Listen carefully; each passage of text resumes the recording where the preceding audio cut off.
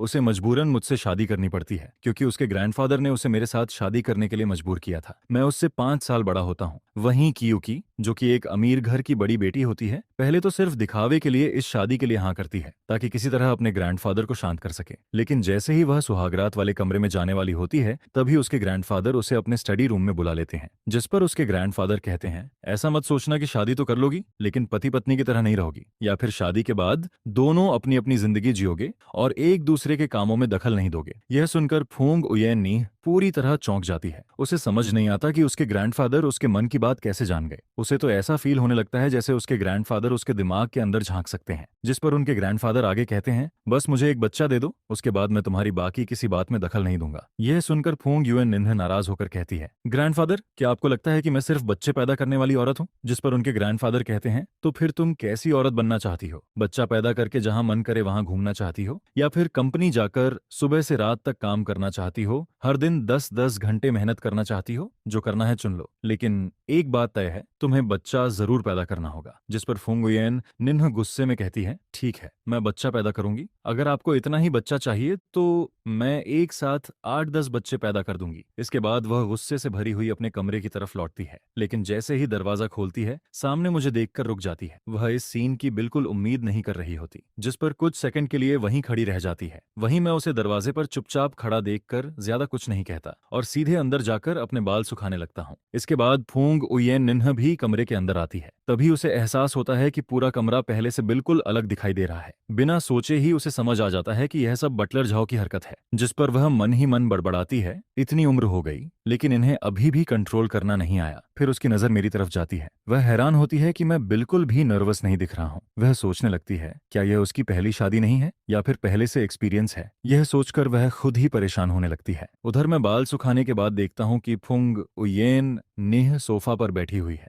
न वह नहाने जा रही है और न ही कुछ बोल रही है। जिस पर मैं पूछता हूँ, तुम नहाने नहीं जा रही हो? यह सुनकर वह मुझे गुस्से से देखती है और कहती है, क्या बात है, तुम्हें मैं गंदी लग रही हूँ क्या? जिस पर मैं कुछ पल के लिए चुप रह जाता हूँ। मुझे समझ नहीं आता कि वह अचानक नाराज क्यों हो गई। फिर मैं कहता हूँ, नहीं, ऐसी बात नहीं है। यह सुनकर वह हल्की सी ठंडी आवाज में हुम्म करती है। वहीं मैं कुछ देर सोचने के बाद कहता हूँ, चलो थोड़ी बात करते हैं। जिस पर वह तुरंत सतर्क हो जाती है और घबराकर पूछती है कि किस बारे में? मैं शांत आवाज में कहता हूँ, बस ये पूछना था कि तुम कब सोना चाहती हो? अगर अभी सो जाएं तो कैसा रहेगा? यह सुनते ही उसका दिमाग जैसे काम करना बंद कर देता है। उसका चेहरा लाल हो जाता है और वह बस मुझे देखती रह जाती है। जिस पर उसके मन में सिर्फ एक ही सवाल चलता है, अभी तो सोने की बात हो रही थी, फिर किस कैसे हो गया? अगली सुबह जब उसकी आंख खुलती है, तब भी वह आधी नींद में होती है। जिस पर अनजाने में वह मेरे सीने से लगकर सो रही होती है।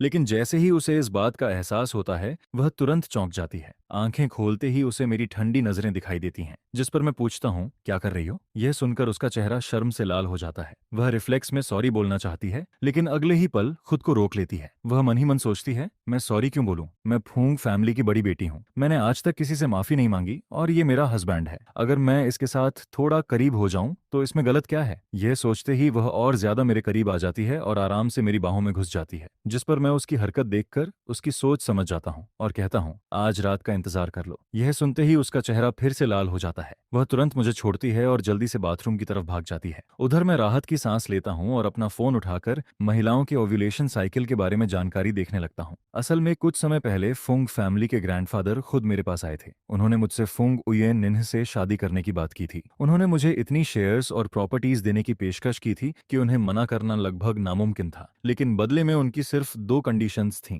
पहली, शादी के बाद मुझे फुंग उयेन निन्ह की मदद करनी होगी, उसे जिम्मेदार बनाना होगा ताकि भविष्य में वह फूंग ग्रुप की जिम्मेदारी संभाल सके। और दूसरी, जितनी जल्दी हो सके फूंग फैमिली के लिए एक हेयर पैदा करना होगा। जिस पर मैं मन ही मन सोचता हूँ कि किसी भी तरह उसे जल्दी प्रेग्नेंट करना पड़ेगा। कुछ देर बाद फुंग उयेन निन्ह नहाकर बाहर आती है। तब तक मैं भी तैयार हो चुका होता हूँ, जिसके बाद हम दोनों साथ में नीचे ब्रेकफास्ट के लिए जाते हैं। नीचे डाइनिंग रूम में फूंग फैमिली के ग्रैंडफादर पहले से ब्रेकफास्ट कर रहे होते हैं और बटलर झाओ उनके पास खड़ा होता है। जैसे ही वे दोनों हमें साथ में आते देखते हैं, दोनों कुछ पल के लिए एक दूसरे को देखने लगते हैं, जिस पर दोनों की आंखों में एक ही सवाल सवाल होता है, क्या इन दोनों के बीच अभी तक कुछ नहीं हुआ? लेकिन फुंग हुयेन निन्ह को उनकी नजरों का बिल्कुल भी एहसास नहीं होता। वह आराम से बैठकर सर्वेंट से अपने लिए ब्रेकफास्ट तैयार करने को कहती है। उधर मैं आगे बढ़कर ग्रैंडफादर को ग्रीटिंग देता हूँ और फिर बैठ जाता हूँ, जिस पर ग्रैंडफादर मुस्कुराकर पूछते हैं, कल रात अच्छी नींद आई थी? मैं जवाब देता हूँ, जी बहुत अच्छी। यह सुनते ही फुंग हुयेन नीन का चेहरा लाल हो जाता है। वहीं ग्रैंडफादर मेरा चेहरा देखकर समझ जाते हैं कि मैं झूठ नहीं बोल रहा हूँ, जिस पर वह फुंग हुयेन निन्ह को घूर कर देखते हैं। लेकिन वह कुछ समझ नहीं पाती और उल्टा सोचती है, सुबह सुबह मुझे क्यों घूर रहे हैं? शादी भी हो गई, सुहागरात भी हो गई, फिर भी खुश नहीं है। इसके बाद वह ब्रेकफास्ट खत्म करके कहती है, मैं अब काम पर जा रही हूँ। असल में वह वापस कमरे में जाकर सोना चाहती थी, क्योंकि पिछली रात ठीक से सो नहीं पाई थी। लेकिन तभी ग्रैंडफादर उसे रोक लेते हैं और पूछते हैं, कहाँ जा रही हो? जिस पर वह कहती है, कमरे में जाकर सोऊंगी। यह सुनकर ग्रैंडफादर तुरंत कहते हैं, सोना वोना छोड़ो और कंपनी जाओ। जिस पर वह हैरान होकर कहती है, क्या आप चाहते हैं कि मैं कंपनी में काम करूं?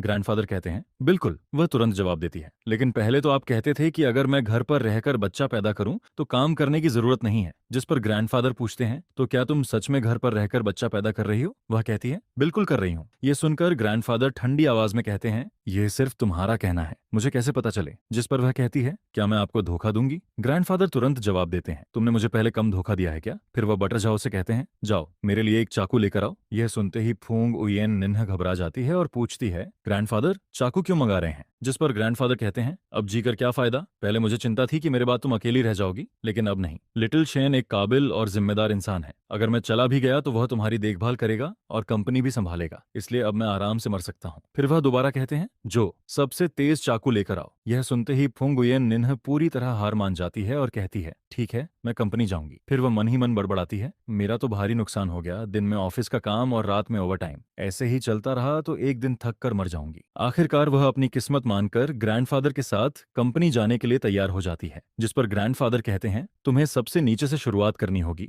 अगले 2 से 3 साल तक हर डिपार्टमेंट में इंटर्नशिप करनी होगी, तभी तुम कंपनी चलाने लायक बनोगी। एक मैनेजर अगर अपने नीचे काम करने वाले लोगों का काम और प्रोसेस अच्छे से नहीं समझता तो बहुत आसानी से उसके नीचे वाले लोग उसे बेवकूफ बना सकते हैं। इसके बाद जब फुंग फैमिली के ग्रैंडफादर और फुंग हुयेन निन्ह काम से घर वापस लौटते हैं, तभी बटलर झाओ जल्दी जल्दी बाहर भागते हुए उनका स्वागत करने आता है। जिस पर वह कहता है, मास्टर मिस, आप दोनों आखिरकार वापस आ गए। ग्रैंडफादर तुरंत पूछते हैं, लिटिल शेन कहाँ है, उसे क्या हुआ? जिस पर बटर झाओ जवाब देता है, यंग मास्टर बिजनेस ट्रिप पर चले गए हैं, इसलिए मैं आपको बताने ही वाला था। यह सुनते ही फुंग फैमिली के ग्रैंडफादर का चेहरा बदल जाता है। वहीं वह तुरंत फुंग यूएनएन की तरफ घूर कर देखते हैं, जिस पर फुंग यूएनएन पूरी तरह कंफ्यूज हो जाती है और पूछती है, ग्रैंडफादर आप मुझे ऐसे क्यों घूर रहे हैं? ग्रैंडफादर कहते हैं, तुम्हें खुद नहीं पता मैं क्यों घूर रहा हूँ? जिस पर वह जवाब देती है, अगर मुझे पता होता तो मैं पूछती ही क्यों? ग्रैंडफादर फिर गंभीर आवाज में पूछते हैं, सच सच बताओ, क्या कल रात तुम्हारा परफॉर्मेंस अच्छा नहीं था? यह सुनकर फुंग हुयेन निन्ह एकदम चौंक जाती है और कहती है, क्या मतलब, कौन सा परफॉर्मेंस? जिस पर ग्रैंडफादर कहते हैं, और कौन सी बात होगी? पति पत्नी वाली बात। फिर वह आगे कहते हैं, क्या यह बात अलग से समझाने की जरूरत है? अगर तुम्हारा परफॉर्मेंस सच में अच्छा होता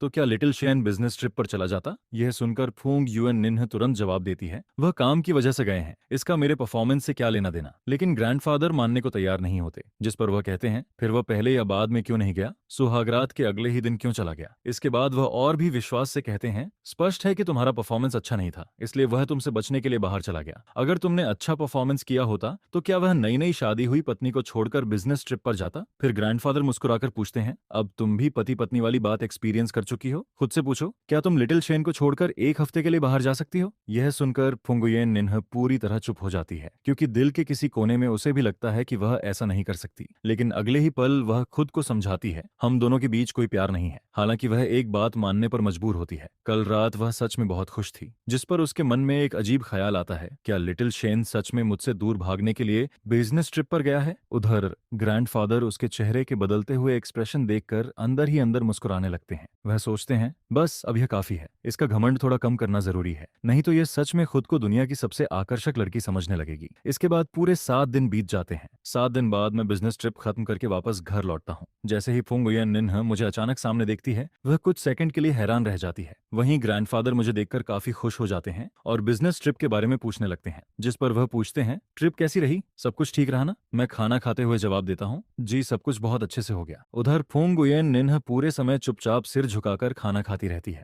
जब मैं और ग्रैंडफादर बातें कर रहे होते हैं तब तक वह अपना खाना खत्म कर चुकी होती है। जिस पर वह चुपचाप चॉपस्टिक्स नीचे रखती है, उठती है और बिना कुछ कहे वहां से चली जाती है। यह देखकर ग्रैंडफादर मुस्कुराते हुए हुए मुझसे कहते हैं, तुम पूरे 1 हफ्ते बाहर रहे हो। यूएन निन्ह थोड़ी नाराज है। फिर वह आगे कहते हैं, जाकर उसे थोड़ा मना लेना। मैं हैरान होकर पूछता हूँ, मैं बिजनेस ट्रिप पर गया था, वह नाराज क्यों होगी? जिस पर ग्रैंडफादर मुस्कुराकर कहते हैं, तुम खुद समझ जाओगे। मैं सिर हिलाकर कहता हूँ, ठीक है, मैं समझ गया। क्योंकि ग्रैंडफादर ने कहा है तो मुझे उसे मनाना ही होगा। इसके बाद मैं खाना खत्म करके अपने कमरे की तरफ लौटता हूँ। कमरे में फुंग उयेन नेह सोफा पर बैठी फोन चला रही होती है। मैं उससे कुछ नहीं कहता और सीधे बाथरूम में नहाने चला जाता हूँ। जिस पर फुंग उयेन निन्ह मन ही मन सोचती है कि शायद मैं उससे बात करूंगा। आखिर पूरे 7 दिन तक मैं उससे दूर रहा था, लेकिन जब मैं सीधे बाथरूम में चला जाता हूँ तो वह थोड़ा निराश हो जाती है। वह मन ही मन सोचती है, क्या इसके पास मुझसे कहने के लिए कुछ भी नहीं है? फिर वह खुद को जवाब देती है, ठीक है, यह प्यार वाली शादी नहीं है, लेकिन इतनी भी बेरुखी अच्छी नहीं लगती। यह सोचकर उसके दिल में हल्की सी उदासी आ जाती है। कुछ देर बाद मैं नहाकर बाहर आता हूँ। मेरे शरीर पर सिर्फ एक नाइट पैंट होती है। जैसे ही फुंग उयेन निन्ह ऊपर देखती है, सामने यह सीन देखकर तुरंत नजरें चुरा लेती है। फिर मैं शांत आवाज में पूछता हूँ,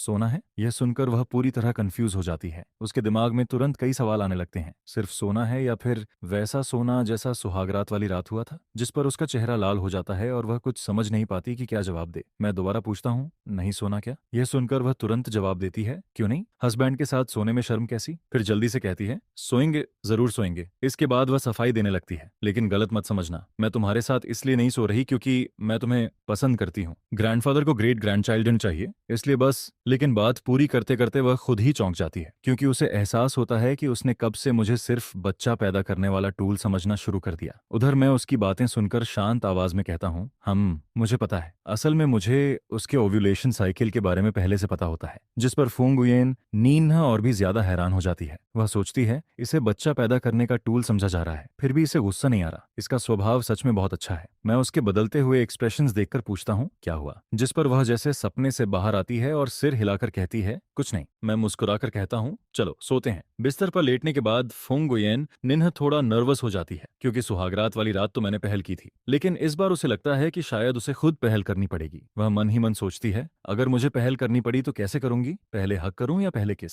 उधर मैं भी बिस्तर पर लेटकर कुछ देर इंतजार करता हूँ। फिर सोचता हूँ कि शायद वह शर्म महसूस कर रही है, लेकिन सच तो यह है कि मैं खुद भी थोड़ा शर्मिंदा महसूस कर रहा होता हूँ। आखिरकार मैं मन ही मन फैसला करता हूँ कि फाइनल गोल के लिए आज भी मुझे ही पहल करनी पड़ेगी। मैं कुछ बोलना चाहता हूँ, लेकिन हम दोनों अब भी इतने करीब नहीं होते कि ज्यादा बातें कर सकें। जिस पर मैं कुछ भी न बोलते हुए सीधे उसकी तरफ झुकता हूँ और उसे किस कर देता हूँ। इसके बाद कुछ दिन और गुजर जाते हैं। धीरे धीरे फुंग उयेन निन्ह की बॉडी क्लॉक भी रेगुलर हो जाती है। अब मैं जब भी सुबह उठता हूँ, वह भी लगभग उसी समय जाग जाती है। हम दोनों एक दूसरे को देखते हैं और फिर बिना कुछ कहे अपनी मॉर्निंग रूटीन शुरू कर देते हैं। पर्सनल केयर खत्म करने के बाद हम नीचे ब्रेकफास्ट के लिए जाते हैं, जिस पर ग्रैंडफादर हमारी तरफ देखते हैं और तुरंत सब कुछ समझ जाते हैं। वह फुंग उयेन निन्ह के चेहरे पर छिपी हुई खुशी और संतुष्टि साफ देख लेते हैं। फिर मन ही मन सोचते हैं, कुछ दिन पहले तक यही लड़की नाराज घूम रही थी, अब हस्बैंड एक रात वापस क्या आया, इसके चेहरे की खुशी छिप ही नहीं रही। इसके बाद वह और भी मजे लेते हुए सोचते हैं, शुरुआत में शादी से सबसे ज्यादा इनकार भी यही कर रही थी। अगर मैं उसके हस्बैंड के सामने नहीं होता तो शायद अभी उसे जरूर चिढ़ाता।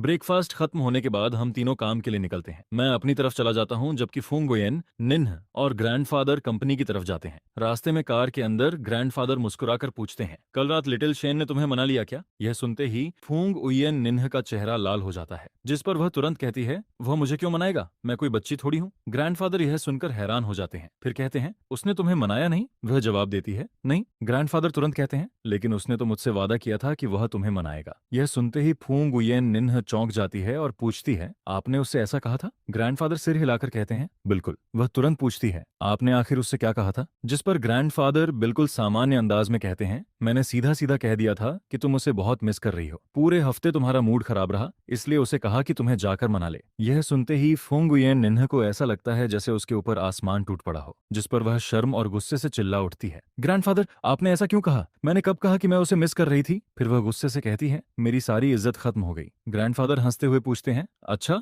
अगर मिस नहीं कर रही थी तो पूरे हफ्ते मुंह फुलाकर क्यों घूम रही थी? ऐसा लगता था जैसे किसी ने तुम्हारे सैकड़ों अरब रुपए खा लिए हों। यह सुनकर फुंग उयेन निन्ह का चेहरा पूरी तरह लाल हो जाता है, लेकिन उसके पास कोई जवाब नहीं होता। जिस पर वह दांत पीसती है और चुपचाप खिड़की के बाहर देखने लगती है। अब वह ग्रैंडफादर से एक शब्द भी नहीं बोलना चाहती। उधर दोपहर में मेरी मुलाकात शियू ड्यू से होती है, जो कंपनी की टॉप स्टार होती है। मैं उसे लंच पर बुलाता हूँ, क्योंकि मैं उसके साथ लाइव स्ट्रीम सेलिंग के बारे में बात करना चाहता हूँ। 3 साल पहले वह एक कैंपस रोमांस ड्रामा की वजह से बेहद फेमस हुई थी और पिछले कुछ सालों में उसने कंपनी के लिए काफी पैसा कमाया था, जिस पर मैं अच्छी तरह जानता हूँ कि कंपनी में उसकी पोजीशन कितनी महत्वपूर्ण है। लंबे समय तक किसी सेलिब्रिटी को लगातार सेल करने से उसकी वैल्यू कम हो जाती है, जिस पर प्लान यही था कि उसे बस कभी कभी स्ट्रीम पर लाया जाए ताकि बाकी आर्टिस्ट के लिए व्यूज अट्रैक्ट किए जा सकें और साथ ही जियांग ग्रुप की प्रमोशन भी होती रहे। ये पहली बार था जब मैं उससे रियल लाइफ में मिल रहा था। उसके लंबे सफेद बाल काफी रिबेलियस लग रहे थे। एक नजर में ही पता चल जाता था कि वह ज्यादा अप्रोचेबल टाइप की इंसान नहीं है। कुछ फॉर्मल बातें करने के बाद मैं खाना खाते हुए यहाँ आने का अपना पर्पस एक्सप्लेन करने लगता हूँ, जिस पर थाप नागदू आराम से कहती है, प्रोसेस और बाकी डिटेल्स के बारे में आप मेरे मैनेजर से डिस्कस कर लीजिए। यह सुनकर मैं कुछ पल के लिए हैरान रह गया। बाहर की दुनिया में सब यही कहते थे कि थपनाहक का नेचर बहुत खराब है और उससे कम्युनिकेट करना आसान नहीं है। हालांकि उसने कभी कोई ऐसी हरकत नहीं की थी जो लिमिट्स क्रॉस करे, लेकिन उसका एटीट्यूड काफी एरोगेंट माना जाता था। वह कब नाराज हो जाए कोई नहीं जानता था,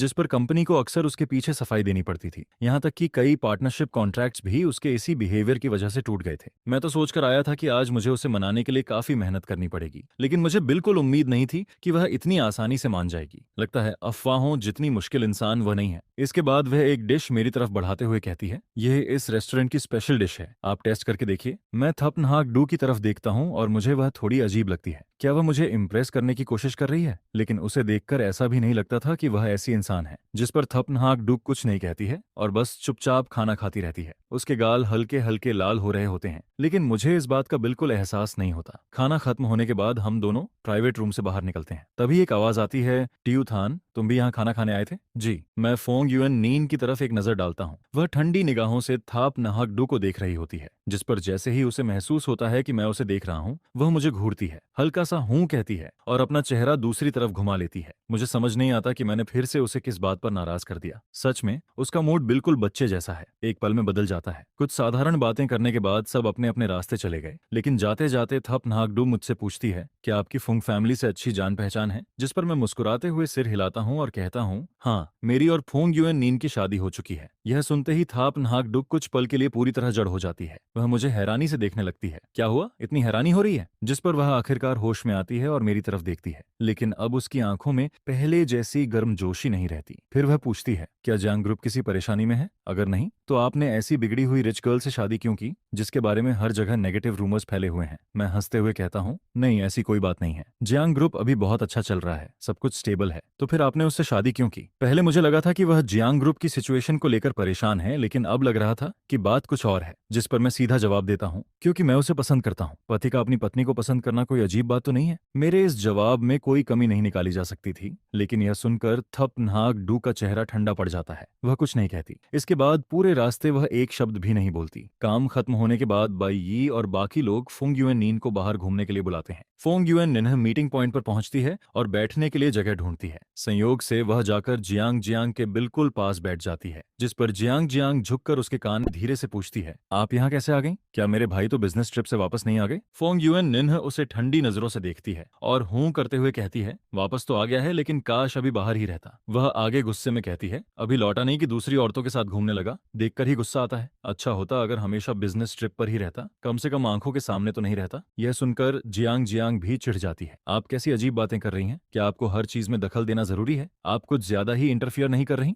आपका घर क्या समुद्र के किनारे है? फिर वह आगे कहती है, और जब आप पढ़ती थी तब क्या किसी ने आपको एल्डर्स की रिस्पेक्ट करना नहीं सिखाया? जिस पर फोंग युएन निन्ह तुरंत जवाब देती है, रिस्पेक्ट? क्या यही तरीका है किसी बड़े से बात करने का? जियांग जियांग एक पल के लिए रुक जाती है। बड़ा, मैं तुम्हारी भाभी हूँ, क्या मैं तुम्हारी एल्डर नहीं हुई? यह सुनकर जियांग जियांग की बोलती बंद हो जाती है। वह जवाब देने ही वाली होती है कि तभी लियू रु यान बीच में बोल पड़ती है, तुम दोनों आखिर फुसफुसाकर क्या बातें कर रही हो? बाकी लोग भी शक भरी नजरों से दोनों को देखने लगते हैं। उन्हें हमेशा लगता था कि इन दोनों के बीच कुछ अजीब है। जब भी मिलती हैं, अलग जाकर धीरे धीरे बातें करने लगती हैं, जैसे कोई सीक्रेट छिपा रही हो। जिस पर जियांग जियांग कुछ कहने ही वाली होती है कि फुंग युएन नीह सीना तानकर बोलती है, मैं इसे समझा रही थी। यह सुनकर सब हंस पड़ते हैं। अच्छा, क्या समझा रही थी? फोंग युएन निन्ह नाक ऊपर उठाकर कहती है, इसे एल्डर्स की रिस्पेक्ट करना सिखा रही थी। और वह एल्डर कौन है? मैं। यह सुनते ही सब लोग और भी ज्यादा हंसने लगते हैं। तुम आखिर उसकी कौन लगती हो? जिस पर फोंग युएन निन्ह बिना झिझक जवाब देती है, मैं उसकी भाभी हूँ। यह सुनते ही माहौल अचानक शांत हो जाता है। सबकी नजरें जियांग जियांग पर टिक जाती हैं।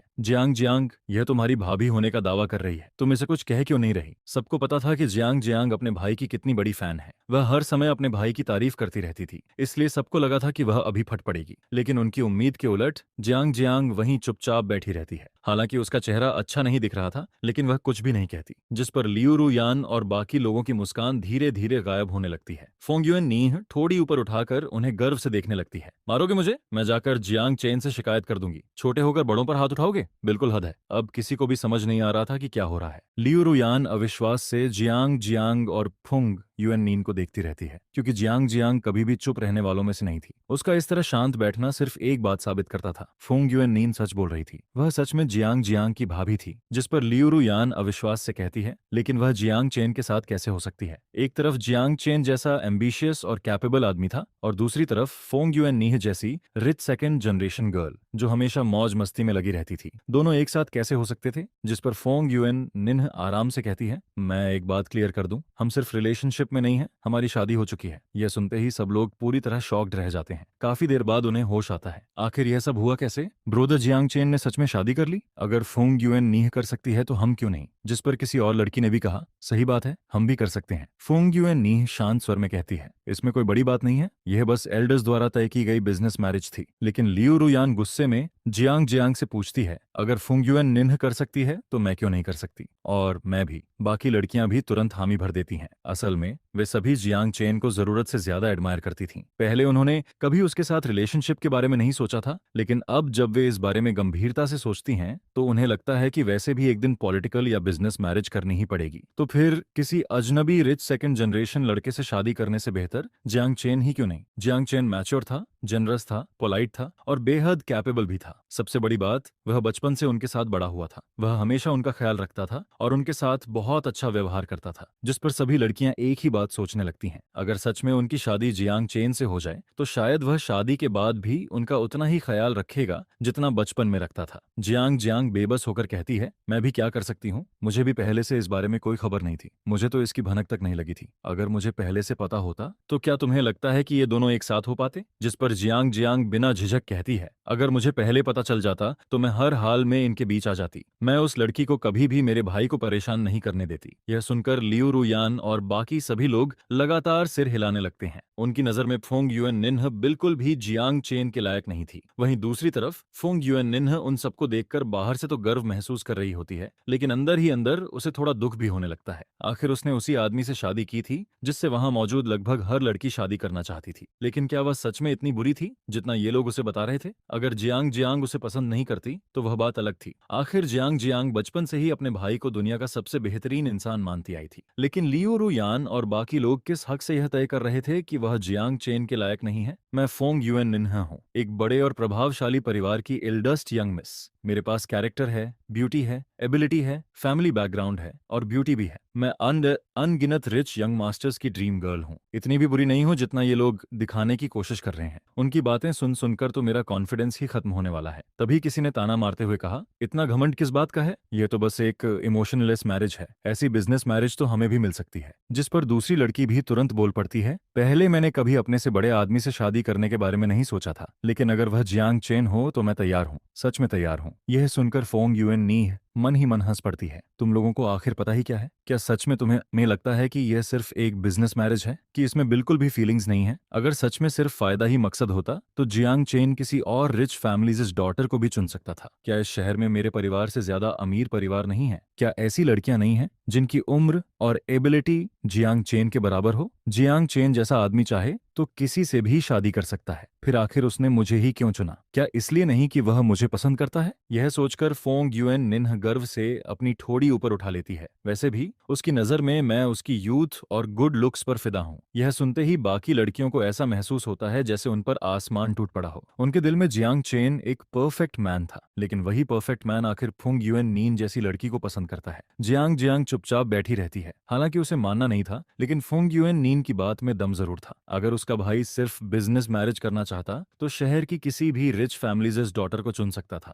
वह अपने भाई की तारीफ करते हुए सोचती है, मेरा भाई हैंडसम है, कैपेबल है, मैच्योर है और बचपन से ही हर माता पिता के मुंह पर लिया जाने वाला एग्जाम्पल चाइल्ड रहा है। अगर वह इतने साल विदेश में न रहता तो अब तक हमारे घर का दरवाजा प्रपोजल से भर चुका होता। इतनी सारी सूटेबल लड़कियां होने के बावजूद उसने सिर्फ फोंग युएन नीन को चुना। दोनों का सोशल स्टेटस और पर्सनालिटी भी एक जैसी नहीं थी। अगर यह प्यार नहीं है तो फिर और क्या है? लेकिन फिर जियांग जियांग अचानक सोच में पड़ जाती है। भाई को फोंग युएन निन्ह कब से पसंद आने लगी? पिछले कई सालों से तो वह ज्यादातर विदेश में ही रहता था। कभी कभार वापस आता भी था तो जल्दी लौट जाता था। क्या किसी संयोग में उसकी मुलाकात फोंग युएन निन्ह से हुई थी? और क्या उसे पहली नजर का प्यार हो गया था? यह सोचकर जियांग जियांग चुपचाप फोंग युएन नीन की तरफ देखती है। सच कहें तो उसके भाई के सामने फोंग युएन नीन की सबसे बड़ी ताकत बस उसका चेहरा ही था। इसके बाद बाकी लड़कियां अपना दुख शराब में डुबोने का फैसला कर लेती हैं, जिस पर वे लगातार फोंग युएन नीन को ड्रिंक्स ऑफर करने लगती हैं। बाई उन्हें रोकने की कोशिश करती है लेकिन कोई उसकी बात नहीं सुनता। वहीं जियांग जियांग एक तरफ बैठकर सब कुछ देखती रहती है। न वह खुद ड्रिंक ऑफर करती है और न ही किसी को रोकती है। वह मन ही मन सोचती है, अगर मेरी आइडेंटिटी बीच में ना होती तो मैं खुद इसे ड्रिंक पिलाती। धीरे धीरे समय गुजरता है और रात के करीब 10 बज जाते हैं। आखिरकार फोंग युएन निन्ह पूरी तरह नशे में धुत हो जाती है, जिस पर लियू रू यान कहती है, जियांग जियांग अपने भाई को फोन करो और इसे लेने बुलाओ। ब्रदर जियांग चेन को हमारा शराब पीना पसंद नहीं है। ऊपर से फोंग युएन नीन की हालत तो देखो। इस समय फोंग युएन नीन सोफे पर ऐसे पड़ी होती है जैसे कोई कीचड़ का ढेर हो। उसकी यूजुअल एलिगेंट इमेज का कहीं नामो निशान नहीं बचा था। जिस पर जियांग जियांग सच में मुझे फोन कर देती है और कहती है कि आकर फोंग युएन नीन को ले जाऊं। मैं एड्रेस पर पहुंचता हूं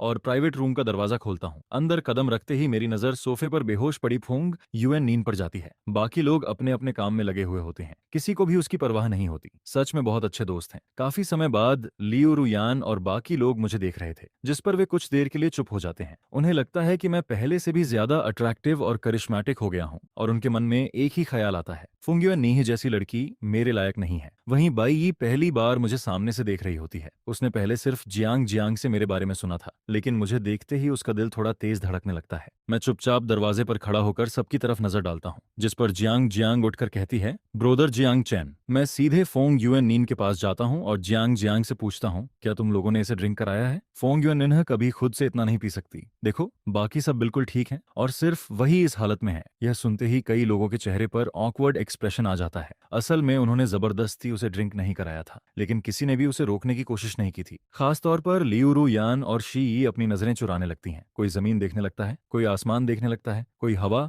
और बादलों को देखने लगता है। बस मेरी तरफ कोई नहीं देखता, जिस पर मैं तुरंत सब समझ जाता हूँ। मैं और कुछ नहीं पूछता, सीधे जाकर फोंग युएन नीन के पास बैठ जाता हूँ। युएन नीन, मैं तुम्हें घर ले जाने आया हूँ। लेकिन वह कोई जवाब नहीं देती। वह पूरी तरह नशे में डूब चुकी होती है। चलो घर चलते हैं। यह कहते हुए मैं उसे सीधे अपनी बाहों में उठा लेता हूँ। फिर जियांग जियांग और बाकी लोगों को गुड बाय कहकर वहां से निकल जाता हूँ। मेरे जाने के बाद लियू रुयान धीरे से कहती है, क्या ब्रदर जियांग चेन सच में फोंग युएन नीन को पसंद करता है? देखो वह इतनी बुरी तरह नशे में है, लेकिन ब्रदर जियांग चेन नाराज होने के बजाय खुद उसे लेने आया। अगर यह प्यार नहीं है तो फिर क्या है? लेकिन जियांग जियांग अब भी चुप रहती है। प्यार? उसे ऐसा नहीं लगता। हालांकि उसका भाई खुद फोंग युएन निन्ह को लेने आया था। उसकी आवाज भी बेहद नरम थी, लेकिन जियांग जियांग को उसकी आंखों में चिंता दिखाई नहीं दी। अगर कोई आदमी सच में किसी से प्यार करता हो तो उसे इस हालत में देखकर परेशान जरूर होता। उसकी आंखों में दर्द और फिक्र साफ नजर आती, लेकिन उसने ऐसा कुछ नहीं देखा, क्योंकि कई साल पहले जियांग जियांग अपने भाई को सच में किसी से प्यार करते हुए देख चुकी थी और इसलिए वह इस फर्क को आसानी से पहचान सकती थी। उसके मन में अचानक एक ख्याल आता है, क्या भाई की शादी के पीछे कोई और वजह है? क्या परिवार का बिजनेस सच में किसी मुश्किल में है? क्या उसने फोंग फैमिली की मदद पाने के लिए अपनी खुशी की कुर्बानी दे दी? उधर मैं फोंग युएन नीन को लेकर घर लौट आता हूँ। घर पहुंचकर मैं सर्वेंट्स को उसे उसके कमरे तक पहुंचाने के लिए कहता हूँ। साथ ही हैंगओवर सूप तैयार करने का भी आदेश देता हूँ। यह सब देखकर ओल्ड मास्टर फोंग गुस्से से भर जाता है। वह नाराज होकर कहता है, सच में यह लड़की बिल्कुल उम्मीदों पर खरी नहीं उतरती। इतना हैंडसम, कैपेबल और केयरिंग हस्बैंड मिला है, फिर भी इसे अपनी कोई परवाह नहीं है। उसे पता ही नहीं होता कि घर पर रहकर अपने हस्बैंड का साथ कैसे दिया जाता है, बल्कि उसे तो बाहर जाकर दूसरी औरतों के साथ घूमना फिरना ज्यादा पसंद होता है, जिस पर वह इतनी ज्यादा ड्रिंक कर लेती है कि बुरी तरह नशे में धुत हो जाती है। यह देखकर फोंग परिवार के बुजुर्ग कहते हैं, मैंने पूरी जिंदगी समझदारी से बिताई है, लेकिन पता नहीं मेरी पोती इतनी बेफिक्र और गैर जिम्मेदार कैसे निकल गई। जिस पर कोई पूछता है, फिर आप उसे लेने क्यों गए थे? उसे बाहर ही पड़ा रहने देते। जिसके जवाब में कहा जाता है, ग्रैंडपा, हुएन नीन तो तो बस अपने दोस्तों के साथ न्यू मैरिज सेलिब्रेट करने गई थी। दोस्तों ने उसे कुछ ड्रिंक्स और पिला दी, इसमें कोई बड़ी बात नहीं है। यह सुनकर फुंग ओल्ड मास्टर भौहें सिकोड़ लेते हैं, जिस पर मैं कहता हूँ, आप चिंता मत कीजिए, कल जब यूएन नीन्हा उठेगी तो मैं उसे समझाऊंगा कि आगे से थोड़ा कम पिया करे ताकि घर वालों को उसकी फिक्र न करनी पड़े। जिस पर फोंग ओल्ड मास्टर मेरी तरफ देखते हैं। उन्हें लगता है कि यूएन निन्हा के लिए उन्होंने जो हस्बैंड चुना है वह सच में बहुत अच्छा है, मैच्योर है, जेंटल है और अपनी वाइफ का ख्याल रखना भी जानता है। इसलिए वह मन ही मन उम्मीद करते हैं कि यूएन निन्हा उनकी भावनाओं की कद्र करेगी और बेवजह कोई तमाशा नहीं करेगी। इसके बाद फुंग ओल्ड मास्टर वहां से चले जाते हैं। फिर मैं घर के सर्वेंट से कहता हूँ कि फुंग उयेन नीन को बाथरूम ले जाकर साफ सफाई करवा दें, जिस पर सर्वेंट्स उसे नहलाने के बाद बेड पर लिटा देते हैं। मैं देखता हूँ कि फुंग वेन निन्हा अभी भी होश में नहीं आती है, इसलिए मैं उसे जबरदस्ती हैंगओवर सूप भी नहीं पिलाता। वैसे भी आज वह इतनी ज्यादा नशे में होती है कि अगर ऐसा नहीं होता तो शायद आज रात फिर काफी एक्सरसाइज करनी पड़ती। यह सोचकर मैं चैन की नींद सोने चला जाता हूँ। फिर अगली सुबह फुआंग वियन नीन की आंख खुलती है। उसका सिर जोर जोर से दर्द कर रहा होता है। वह अपना सिर पकड़कर पूरे कमरे को देखती है और सोचती है, क्या मैं घर वापस आ गई हूँ? लेकिन मैं वापस आई कैसे? जिस पर वह खुद ही अंदाजा लगाती है, क्या जियांग जियांग और लियू न्यूयन मुझे घर लेकर आए थे? लेकिन अगले ही पल वह इस बात को खुद ही नकार देती है, क्योंकि पिछली रात उन दोनों का रवैया बिल्कुल भी अच्छा नहीं था। जियांग जियांग तो बस हाथ बांधकर तमाशा देख रही थी और लियू न्यूयन भी उसे बचाने की कोशिश नहीं कर रही थी, इसलिए यह दोनों नहीं हो सकती। जिस पर वह सोचने लगती है, तो फिर मुझे घर कौन लेकर आया? क्या मैं खुद पैदल चलकर आ गई थी? इसके बाद वह बेड के पास हाथ ले जाकर अपने शरीर को चेक करती है। तभी उसे एहसास होता है कि इतनी ज्यादा ड्रिंक करने के बावजूद उसके शरीर से शराब की कोई स्मेल नहीं आ रही है। यह महसूस करते ही उसे समझ आ जाता है कि किसी ने उसे नहलाया था। जिस पर वह धीरे से बगल की तरफ देखती है और अचानक उसका चेहरा लाल हो जाता है, क्योंकि उसके मन में ख्याल आता है कि शायद कल रात जियांग चेन ने ही उसे नहलाया होगा। उसी समय मैं उसकी तरफ देखकर पूछता हूँ, तुम्हें कहीं असहज तो फील नहीं हो रहा? जिस पर फुआंग वियन नी हल्के से अपने होंठ काटती है, लेकिन कुछ नहीं कहती। फिर मैं पूछता हूँ, सिर दर्द कर रहा है क्या? इस बार वह चुपचाप सिर हिला देती है। जिस पर मैं कहता हूँ, किचन में हैंगओवर सूप तैयार है, मैं किसी को बोल देता हूँ कि वह लेकर आए। असल में मुझे पहले से अंदाजा था कि सुबह उठते ही उसका सिर दर्द करेगा, इसलिए मैंने रात में ही किचन को कह दिया था कि सुबह सुबह सूप तैयार रहे। लेकिन इस समय यूएन निन के दिमाग में सूप नहीं चल रहा होता। उसके मन में तो सिर्फ एक ही सवाल घूम रहा होता है, आखिर मुझे कल रात नहलाया किसने था? वह मन ही मन सोचती है, क्या मुझे सीधे पूछ लेना चाहिए कि कल रात आपने मुझे नहलाया था? लेकिन ऐसा पूछना थोड़ा अजीब नहीं लगेगा? फिर वह पूछती है, वैसे मैं कल रात घर कैसे आई थी? जिस पर मैं जवाब देता हूँ, जयका साहिब, जियांग जियांग ने मुझे कॉल किया था। उसने बताया कि तुम बहुत ज्यादा नशे में हो, इसलिए मैं तुम्हें लेने चला गया था। फिर मैं पूछता हूँ, वैसे कल रात तुमने कोई हंगामा तो नहीं किया? यह सुनकर फुआंग वियन नीह घबरा जाती है, क्योंकि उसने पहले कभी इतनी ज्यादा ड्रिंक नहीं की थी। उसे तो यह भी याद नहीं था कि नशे में उसने क्या क्या किया। वह सोचती है, अगर जियांग चेन ने कह दिया कि मैंने कल रात कोई तमाशा किया था तो मैं शर्म से कहाँ जाऊंगी। जिस पर वह चुप रहना ही बेहतर समझती है। इसके बाद हैंगओवर सूप पीने के बाद हम दोनों नीचे ब्रेकफास्ट करने चले जाते हैं। फिर ब्रेकफास्ट खत्म होते ही मैं ऑफिस जाने की तैयारी करने अपने कमरे में चला जाता हूँ। उधर फुआंग वियन निन्ह जल्दी से बटलर झाओ को एक कोने में ले जाती है और धीरे से पूछती है, अंकल झाओ, कल रात मैंने कोई हंगामा तो नहीं किया था? जिस पर बटलर झाओ मुस्कुराकर कहते हैं, नहीं मिस, कल रात आप बहुत अच्छी थीं। यह सुनकर यूएन निन्ह चौंक जाती है, क्योंकि 5 साल की उम्र के बाद किसी ने भी उसे अच्छी बच्ची जैसा शब्द कहकर नहीं बुलाया था। फिर बटलर झाओ मुस्कुराते हुए कहते हैं, कल रात यंग मास्टर आपको अपनी बाहों में उठाकर घर लाए थे। उस समय आप बिल्कुल शांत थीं और बहुत क्यूट लग रही थीं। यह सुनते ही फुआंग वियन निन्ह शर्म से लाल हो जाती है और तुरंत बोल पड़ती है, अंकल झाओ बस कीजिए। जिस पर बटलर झाओ मन ही मन हंसने लगते हैं। फिर वियन निन्ह नाराज होकर कहती है, क्या आप थोड़ा रियलिटी में रहकर बात नहीं कर सकते? मैं और क्यूट, ये तो हद हो गई।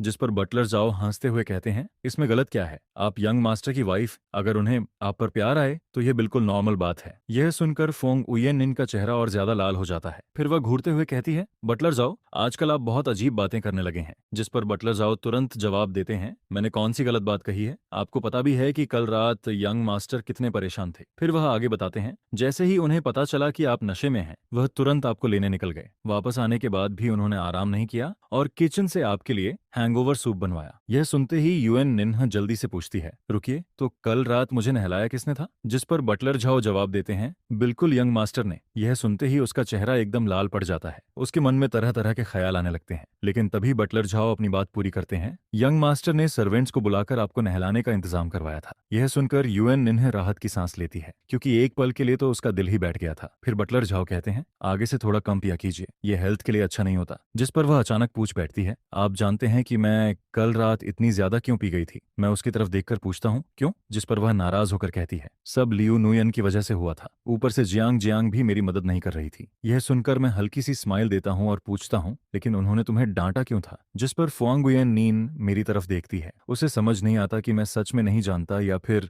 जानकर अनजान बन रहा हूँ, इसलिए वह कुछ नहीं कहती। उसे ऐसे चुप देखकर मैं मुस्कुरा देता हूँ और कहता हूँ, ठीक है, आगे से वे तुम्हें नहीं डांटेंगे। यह सुनकर फुआंगुयन निन्हा हैरान रह जाती है, लेकिन मैं उसे कोई एक्सप्लेनेशन नहीं देता। फिर मैं कहता हूँ, चलो अब ऑफिस जाने का समय हो गया है, जिस पर वह तुरंत मुंह फुला लेती है और मन ही मन सोचती है, पक्का पिछले जन्म में मैंने बहुत बुरे काम किए होंगे, तभी इस जन्म में मुझे रोज सुबह जल्दी उठकर काम पर जाना पड़ रहा है। और फिर हम दोनों कंपनी पहुंच जाते हैं, लेकिन कंपनी पहुंचने के बाद भी मैं उसी बात के बारे में सोचता रहता हूँ। आखिर कल रात लियू न्यूयन और बाकी लोग फोंगुयन नीन पर नाराज क्यों थे? हालांकि मेरे मन में इसका जवाब लगभग साफ हो चुका होता है। सिर्फ एक बात ही काफी थी। फुआंगुयन निन्ह ने कहा था कि जियांग जियांग उसकी मदद नहीं कर रही थी, जिस पर मुझे समझ आ जाता है कि इस पूरे मामले के पीछे जियांग जियांग का ही हाथ था। फिर मैं तुरंत जियांग जियांग को कंपनी बुलाता हूँ, जिस पर वह आते ही पूछती है, बिग ब्रदर आपने मुझे क्यों बुलाया है? फिर वह हंसते हुए कहती है, क्या आपको फुआंगुयन निन्ह को अपनी वाइफ बनाना पसंद नहीं आया? अगर ऐसा है तो मैं आपके लिए कोई दूसरी सिस्टर इन लॉ ढूंढ दूं? यह सुनकर मैं उसकी तरफ देखता हूँ और हल्की सी स्माइल देता हूँ, लेकिन इस बार मेरी स्माइल मेरी आंखों तक नहीं पहुंचती। फिर मैं पूछता हूँ, सच में तुम्हें क्या लगता है? जिस पर जियांग जियांग का पूरा शरीर सिहर जाता है। फिर वह जल्दी से कहती है, नहीं नहीं नहीं नहीं नहीं नहीं नहीं, इसकी कोई जरूरत नहीं है। फुआंगुयन निन्ह तो बहुत अच्छी है। लेकिन मैं वही स्माइल बनाए रखते हुए कहता हूँ, अगर वह इतनी अच्छी है तो फिर उससे कुछ सीख क्यों नहीं लेती? जिस पर जियांग जियांग हैरान होकर पूछती है, मैं उनसे क्या सीखूं?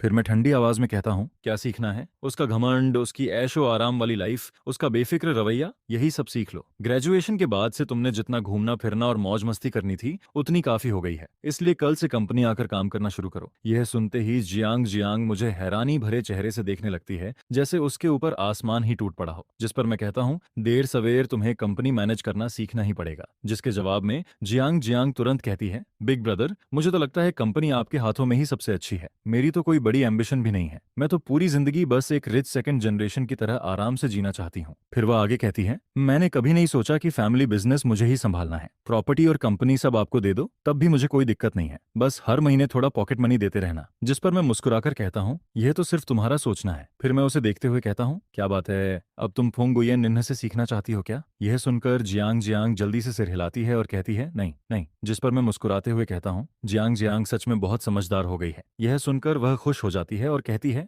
बिग ब्रदर आप अचानक मेरी तारीफ क्यों कर रहे हैं? मैं अब कोई छोटी बच्ची नहीं हूँ, लेकिन आपकी तारीफ सुनकर अच्छा जरूर लग रहा है। इसके बाद जियांग जियांग खुशी खुशी कंपनी से चली जाती है। उसे विदा करने के बाद मैं लियू न्यूयन को मैसेज भेजता हूँ और उसके पेरेंट्स से भी थोड़ी बातचीत करता हूँ। बातों बातों में मैं कैजुअली यह जिक्र करता हूँ कि जियांग जियांग अब कंपनी ज्वाइन करने वाली है। यह सुनकर दोनों फैमिलीज के एल्डर्स काफी खुश हो जाते हैं, क्योंकि आखिरकार जियांग जियांग समझदार बन रही थी। वहीं लियू न्यूयन और शी यो यू बचपन से ही उसके साथ बड़ी हुई थी, इसलिए अगर जियांग जियांग काम करने जा रही थी तो जाहिर सी बात थी कि उन दोनों को भी साथ जाना पड़ेगा। असल में मेरा प्लान बहुत सिंपल था, अगर ये तीनों काम में बिजी हो जाएंगी तो इनके पास फुआंगुयन निन्ह को परेशान करने का टाइम ही नहीं बचेगा। जिस पर दोनों फैमिलीज के एल्डर्स तुरंत लियू न्यूयन और शी यूयू को यह खबर दे देते हैं। दोनों इसका विरोध करती हैं, लेकिन उनके पेरेंट्स उनकी एक नहीं सुनते। फिर उनसे कहा जाता है, तुम लोगों की बेस्ट फ्रेंड फुआंगुयन निन्ह भी तो काम कर रही है, तुम लोग खुद को अच्छी सिस्टर्स कहती हो ना, तो फिर सुख दुख में साथ रहो। यह सुनकर दोनों के चेहरे उतर जाते हैं। जिस पर वे चैट ग्रुप में जियांग जियांग को मैसेज भेजती हैं, जियांग जियांग